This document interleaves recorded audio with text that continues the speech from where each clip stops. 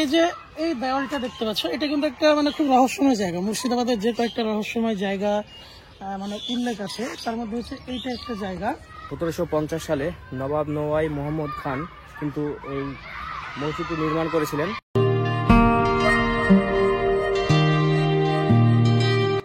তো দর্শক বন্ধুরা, আজকের এই ভিডিওতে থাকছে প্রায় 274 বছরের পুরনো সেই মতিঝিল মসজিদ। আর এই মসজিদের ভিতরে কি কি রয়েছে সেই সব নিয়ে থাকছে আজকের এই ভিডিও। আর তার সাথে এই মসজিদের ভিতরে কিছু সমাধি রয়েছে, সেই সমাধিগুলোই বা কার আর কি রয়েছে সেই ইতিহাস, সেই সব নিয়েই কিন্তু ঢুকে পড়লাম মতিঝিল মসজিদে।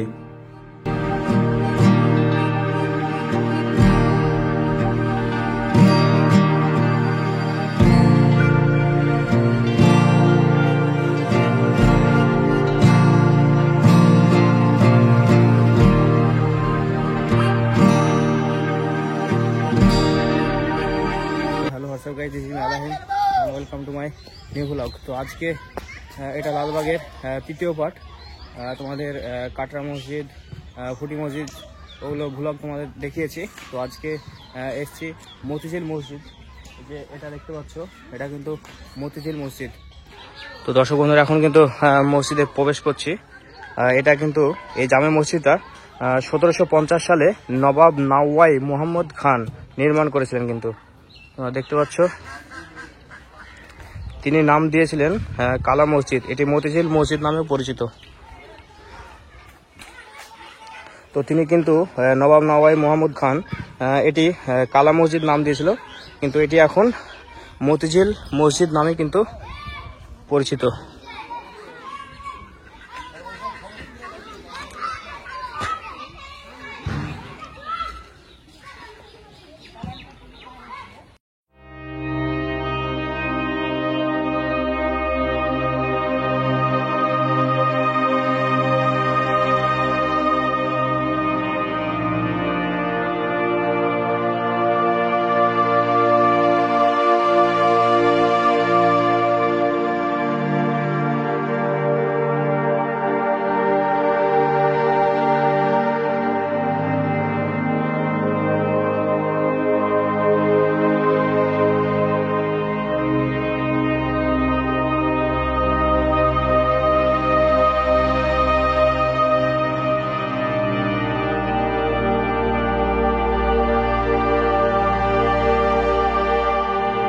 তো 1750 সালে নবাব নওয়াই মোহাম্মদ খান কিন্তু এই মসজিদটি নির্মাণ করেছিলেন এবং সেটির নাম দিয়েছিলেন কিন্তু কালা মসজিদ।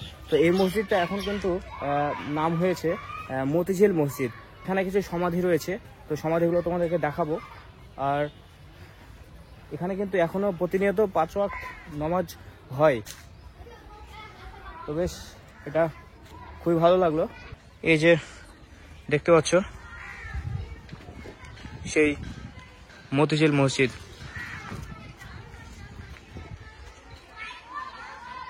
এখানে রয়েছে নামাজি ছাড়া পর্যটক মসজিদে ওঠান নিষেধ।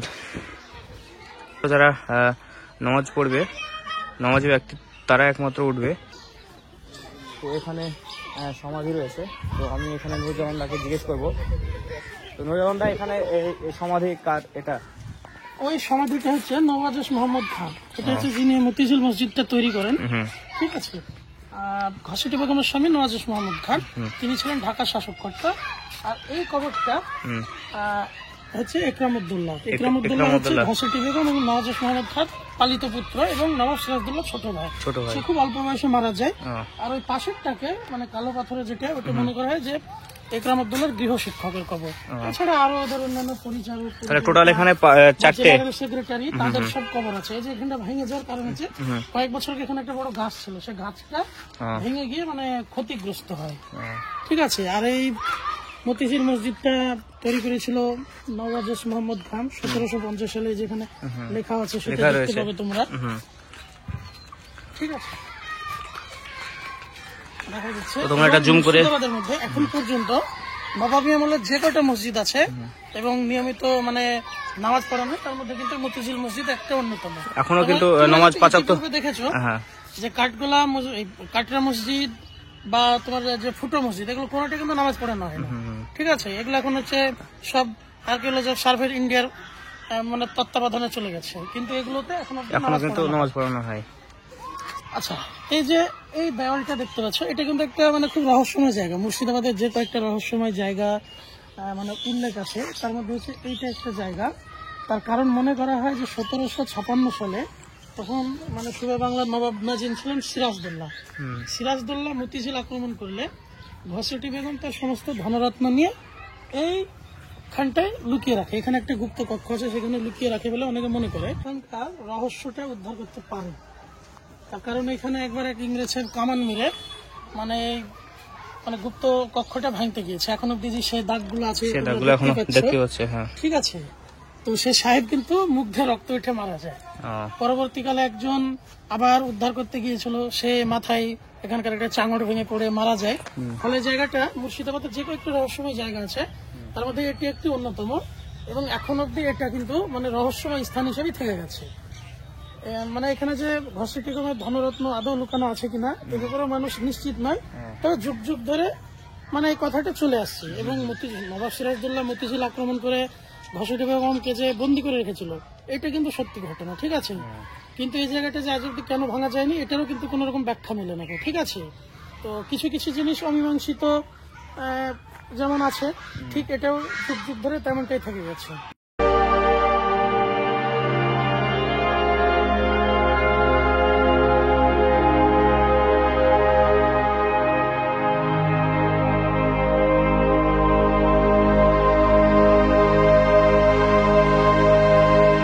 মসজিদে প্রবেশ করে খুবই ভালো লাগছে। এখানে পারমিশন নিয়ে প্রবেশ করলাম। আসসালামু আলাইকুম। তো সেই 1750 সালের সেই মসজিদ। লাইট লাইট জ্বলে না, ভিতরে লাইট, একটু লাইটটা জ্বালিয়ে দাও। কই কোনটা গো?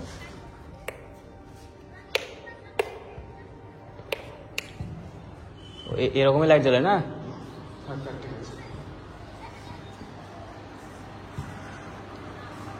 তো সেই 1750 সালের তৈরি সে মসজিদ।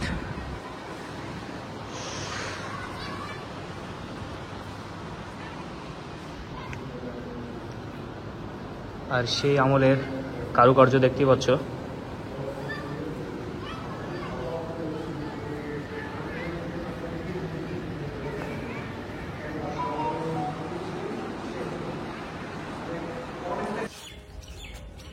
তো 2 রাকাত সফর নামাজ আদায় করে কিন্তু বেরিয়ে পড়লাম মসজিদ থেকে।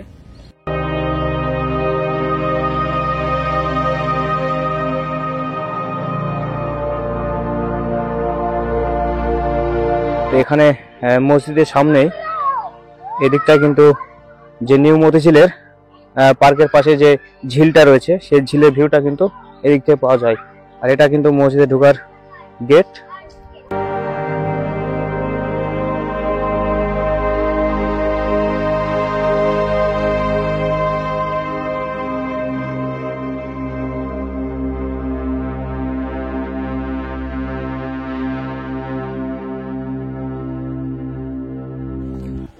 তো দর্শক বন্ধুরা, আজকের পার্টে এই মতিঝিল মসজিদটা দেখালাম। তো এই ছিল আজকের ভ্লগটি। যদি ভালো লাগে তোমরা অবশ্যই লাইক কমেন্ট শেয়ার করতে ভুলবে না। আর চ্যানেলে কেউ যদি নতুন থাকো চ্যানেলটিতে অবশ্যই সাবস্ক্রাইব করে পাশে থাকবে। তো দেখা হচ্ছে নেক্সট পর্বে।